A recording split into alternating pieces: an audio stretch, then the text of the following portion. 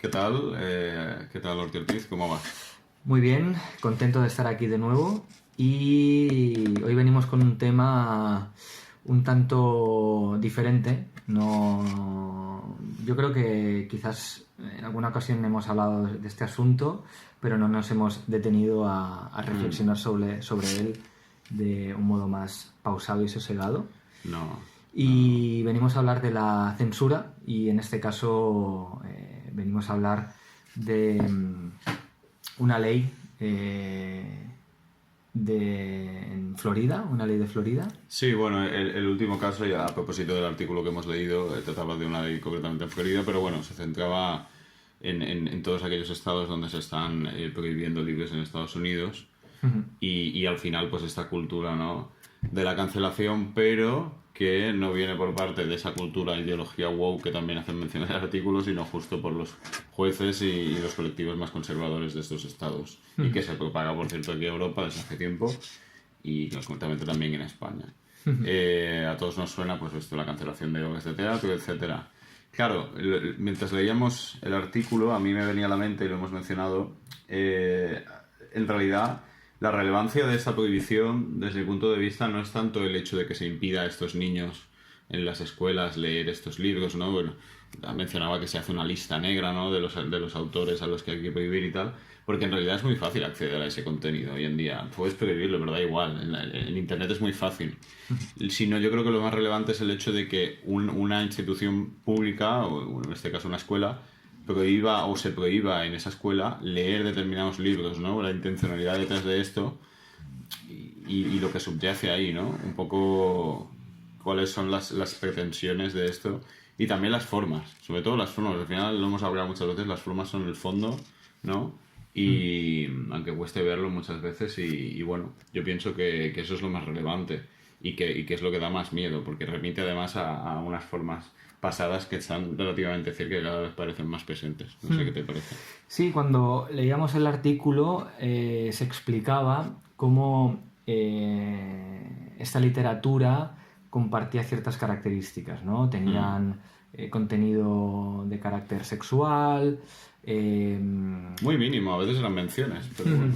Luego también en algunos casos eran títulos escritos por mujeres, también algunos personajes de estos títulos, pues los personajes protagónicos eran personas de raza negra, entonces ahí había una serie de elementos que digamos que esta ley, ¿no?, o estas iniciativas querían intentar combatir por las consecuencias a nivel simbólico, a nivel cultural, que eso tiene, ¿no? Yo creo que al final este tipo de leyes, este tipo de propuestas, lo que intentan es, en cierto modo, contrarrestar el impacto que tienen, en este caso, este tipo de literatura en el imaginario, ¿no? Cómo puede intentar cambiar el paradigma y que eso, en la gran mayoría de casos, atenta contra la identidad de estas personas que deciden este tipo de leyes, ¿no?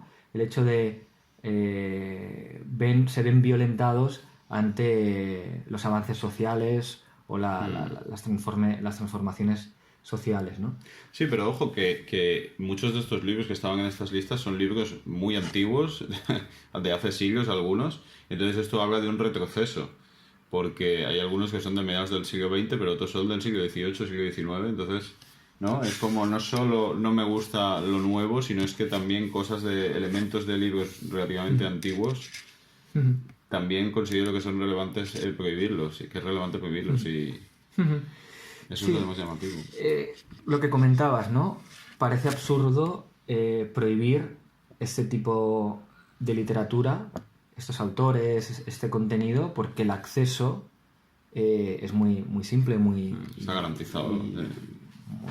simplemente haciendo una búsqueda por internet puedes disponer de ese material y si no fuera el caso teniendo una VPN Sí, y sí, demás, sí. es decir, hay muchísimas maneras, ¿no? Lo importante aquí es quizás en cierto modo mandar un mensaje de lo que está permitido y lo que no está permitido y lo que se busca es mantener la realidad existente, el paradigma existente, porque hay individuos que tienen potestad para establecer mecanismos para protegerlo, entre comillas, o al menos proteger lo que ellos entienden por una realidad normativa, ¿no? ¿Qué sucede? Y esto muchas veces lo hemos hablado y sin duda intersecciona con las lógicas de poder y con el desarrollo del poder. Cuando tú prohíbes algo, automáticamente se crea una resistencia y eso que se prohíbe se vuelve objeto de lucha y se vuelve objeto de confrontación. Por lo tanto, cuando tú estás prohibiendo esta literatura, es lógico que haya una resistencia y una serie de movimientos que lo que quieren es precisamente eso, ¿no? Luchar contra esa prohibición. Si no se da este tipo de prohibición, incluso puede ser más interesante para el poder, porque el poder actúa de una manera invisible, silenciosa, ¿no? Y reitero, ¿no? Con este tipo de iniciativas lo que haces es visibilizar un hecho concreto específico que lo que haga es crear una resistencia. A mi entender, creo que es entender, o no entender, mejor dicho, cómo funciona el poder y concretar este tipo de propuestas e iniciativas. Precisamente lo que denota es que no hay, lo que digo, no un entendimiento ni tampoco una comprensión de las posibilidades del poder, ¿no? Y cómo ejecutar ese poder que cree una intermediación que te permita perpetuar el poder, ¿no? Esto... Sí, no, es poco inteligente por un lado y luego también es contraproducente y además denota lo que hemos hablado muchas veces, incapacidad y falta de poder del que teóricamente se jactan de ostentar, porque si tú prohíbes, eso evidencia que en realidad no tienes capacidad para impedir lo que no quieres. Por eso procuras impedirlo, por eso procuras prohibirlo, la lectura de determinados libros en este caso, porque no has sido capaz de desarrollarlo a través de otras vías, bueno, lo del soft power y hard power que hemos hablado tantas veces, ¿no?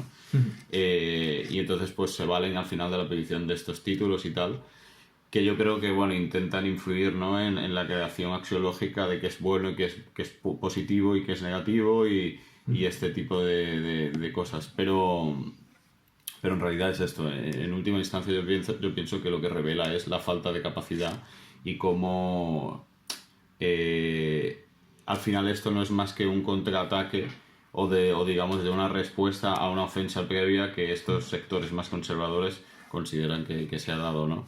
Por parte de lo que ellos llaman ideología woke y que, bueno, insisto, muchos de estos títulos son bastante viejunos ya, o sea que no es nada nuevo, no es una tentativa nueva, no sé.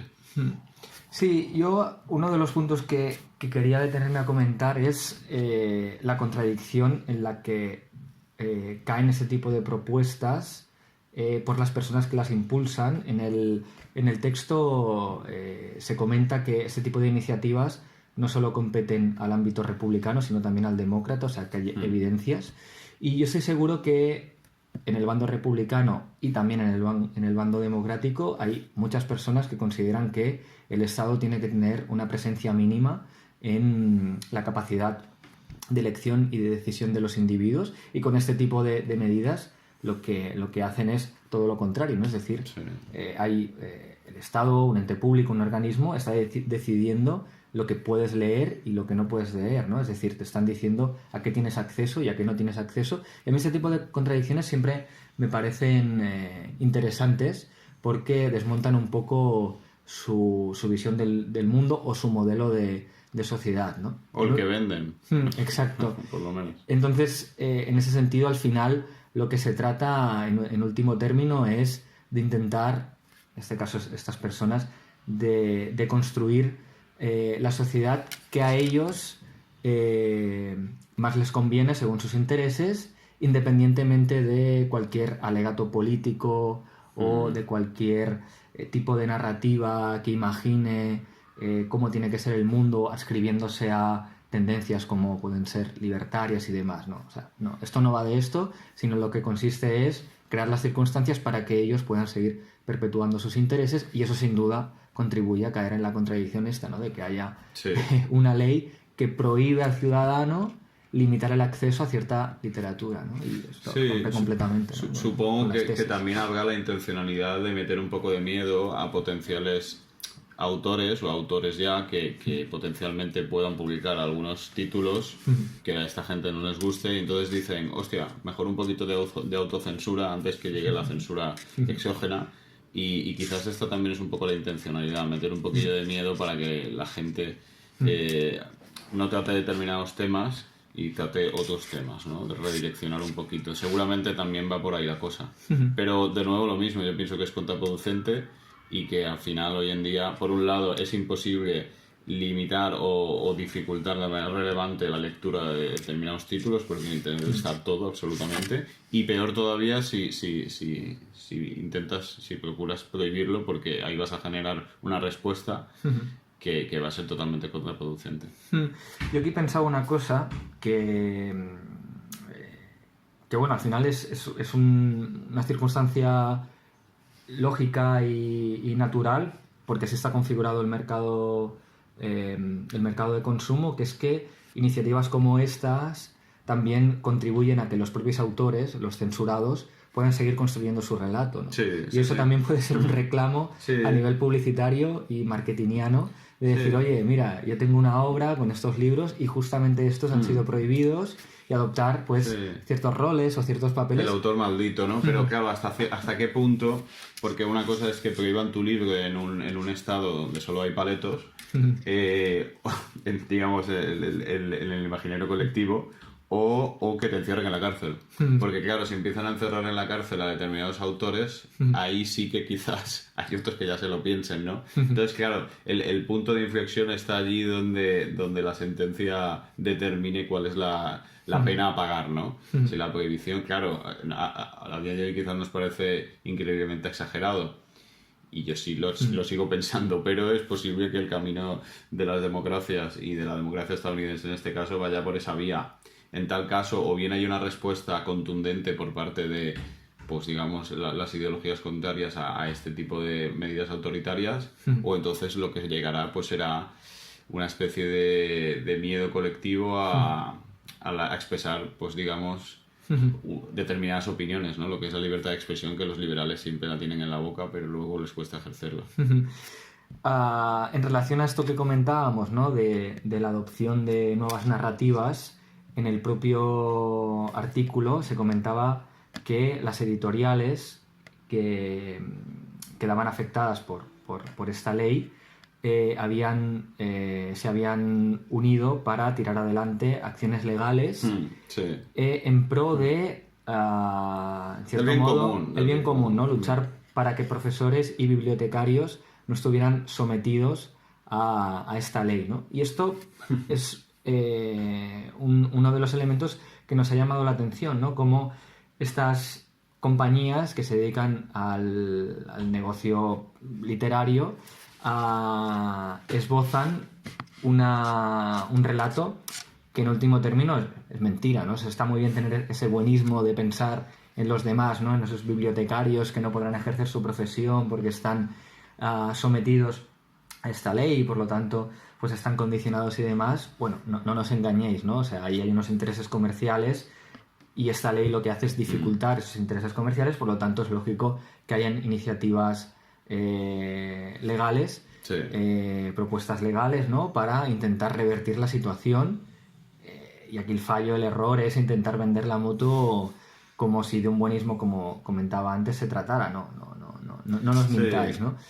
Y eso también denota un poco, ¿no? Como este tipo de circunstancias, a propósito de lo que hablábamos antes, también son susceptibles de construir, como decía, ¿no? Nuevas narrativas que ayuden a los implicados y a los afectados a seguir desarrollándose en el mercado, en los mercados de consumo, y eso en último término también pues afecta de un modo u otro al consumidor, porque que tiene cierta conciencia, pues también le puede ayudar, ¿no? Pensar, hostia, mira, qué situación está pasando este autor o qué situación está pasando esta editorial, que este tipo de leyes lo que hacen es limitar, ¿no? su práctica, ¿no? Sí, claro, al final esto que comentabas, la incongruencia o bueno, la incoherencia por parte del relato de estas editoriales, de que lo hacen por el bien común cuando obviamente lo hacen por el dinero, ¿no?